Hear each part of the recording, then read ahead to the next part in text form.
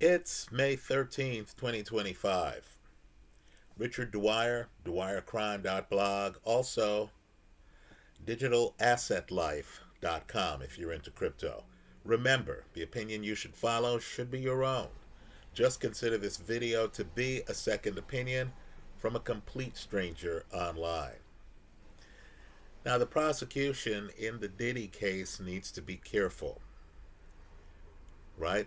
Let me point out, I have no doubt that there are a lot of people who heard the sex worker who testified in the Diddy case that he, was called to Diddy's residence and had sex with Diddy's girlfriend, right?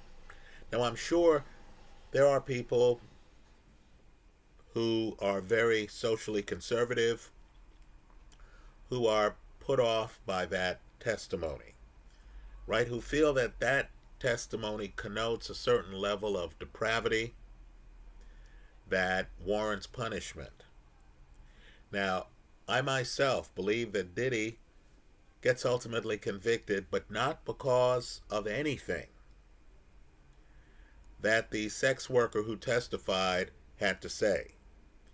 Right? Understand, I believe Diddy's in trouble because of the film of him being physical with his girlfriend that was caught on a hotel surveillance video. Right? Understand, it takes a lot of pressure off the prosecution because you can see how physical he was. The jury doesn't even have to like or believe his girlfriend Cassandra because they have the video. That's what I believe gets Diddy in trouble, right? Just, out the gate. But let's talk about, and I'll try to be discreet here, right? Let's talk about the sex worker's testimony and why the prosecution needs to be careful. Right, folks, as I see it, and I admit, I've lived in primarily urban areas, right? I was raised in New York City. I've lived in San Francisco. I've lived in West Hollywood, LA area, right?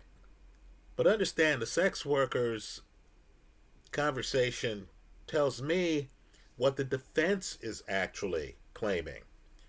That Diddy was a swinger, right? That Diddy and his girlfriend were involved in a polyamorous lifestyle. The last I checked, consenting adults could do that legally in the United States. Right? Let me point out, too, that there are many people who are into threesomes or more, right? Who invite people into their relationships, even their marriages. So, the prosecution needs to realize that overkill is going to turn off a lot of jurors. I myself was put off by the fact that, the sex worker talked about how Diddy was there masturbating. Look, that's too much information. Right? What's the point of this? What exactly is this supposed to prove? That Diddy and his girlfriend, are adventuresome sexually. What's the crime in that? Importantly, the sex worker talks about how he showed up. He thought he was going to be giving some kind of show. He was surprised that it was just him and the couple. She answered the door. This sex worker didn't seem to have any idea or any thought that any part of his interaction with her was not fully consensual. Right? There's also another bit of evidence where the sex worker started texting her directly. Folks, that's very important because it shows that the sex worker's mindset was that, she was in control on her end. that she was the person to contact regarding future sexual liaisons. Right? There's nothing that I heard, nothing I've read concerning the sex worker's testimony that suggests that that's anything other than a consensual interaction. Right now, the charges against Diddy involve sex trafficking. Right? Just understand the sex worker is talking about going over there voluntarily. Right? You know, I haven't heard any sex trafficking yet. The little part of the trial that I've followed so far, I haven't heard any sex trafficking. I haven't heard anything resembling non-consensual sex. Right? Let me also point out, too, that some of the details were unnecessary.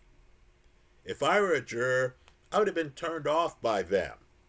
Right? We're all turned on by different things. Right? You know, let me say, too, that jurors have to start with a clean slate, whatever the prosecution is claiming. So at this point, I don't even know, and I understand Cassie has just taken the stand. But at this point, I don't even know who the person was who came up with the idea of having the sex worker over. You know the way couples operate. You have an entire cuckold culture out there where a woman wants to be adventuresome. Hubby might have ED, might have some sexual dysfunction that doesn't allow him to operate. Maybe the wife is feeling adventuresome, is tired of one lover. The husband wants to keep his woman in the relationship and agrees at her request. Folks, things like this happen.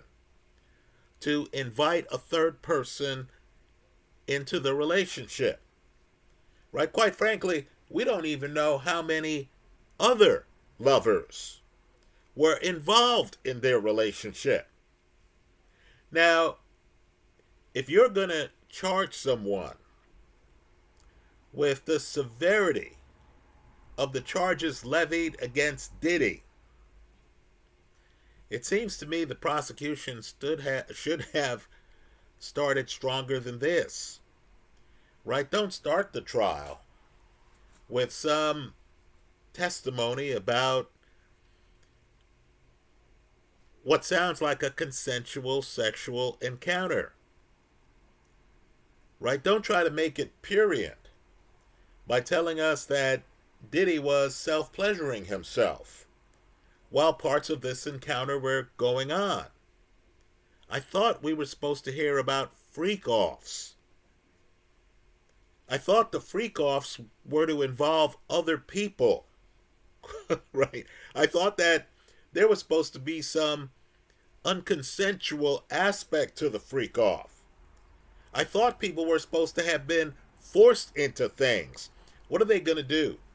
Tuck that into the 5th or 6th inning of the trial? Why wasn't it the leadoff? Why wouldn't you start by saying, gee, here's someone who is testifying that they were assaulted at a Diddy freak-off at the direction of Diddy. Why are we instead starting with, wow, Diddy and Cassie were sexually involved with third parties? So let's just say the takeoff here for the prosecution, in my eyes, is shaky.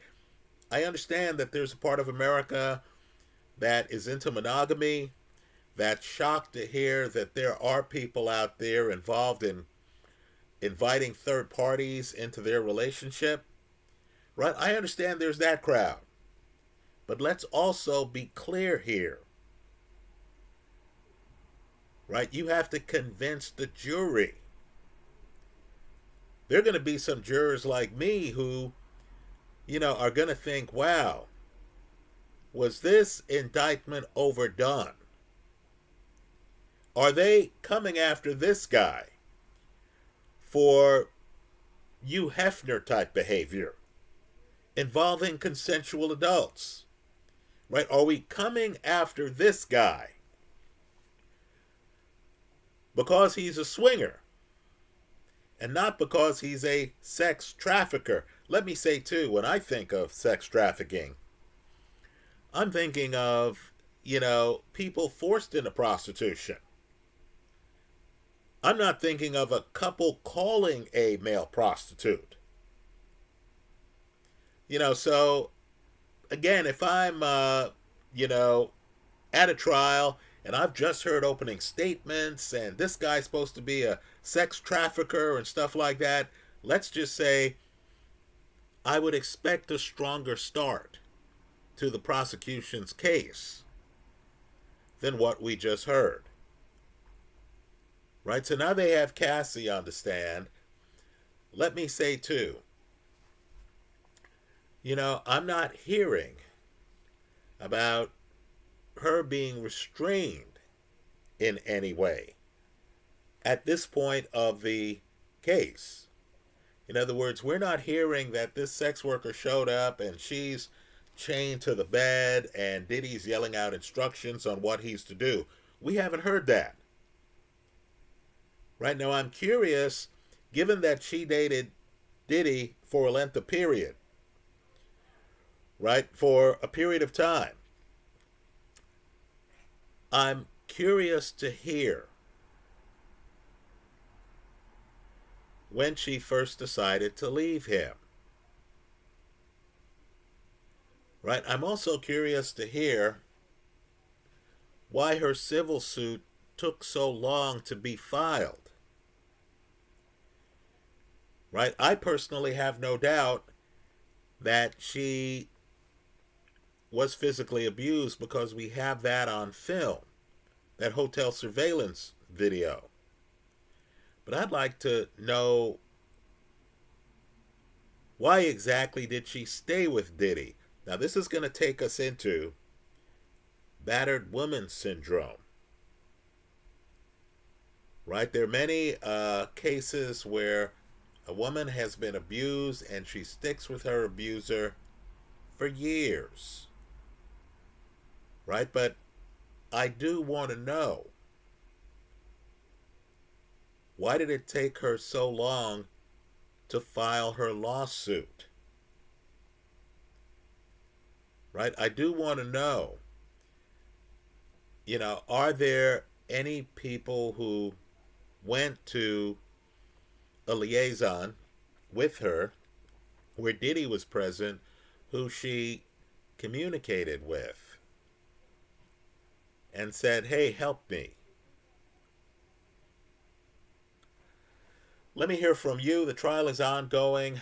Obviously, we don't know the full nature and extent of the evidence to be produced. I understand that many people have sued Diddy.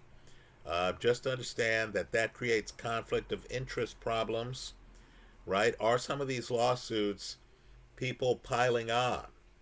In other words, they had some limited interaction with Diddy. It may have been positive, it may have been negative, but then you hear that Diddy is persona non grata, and you understand that Diddy is wealthy, right? Is this kind of like almost a class action suit where you hear about lawsuits against some corporation and then you say, hey, let me join, right? Attorneys will actually say, hey, if you've been injured, join this lawsuit. And then you think, what do I have to lose?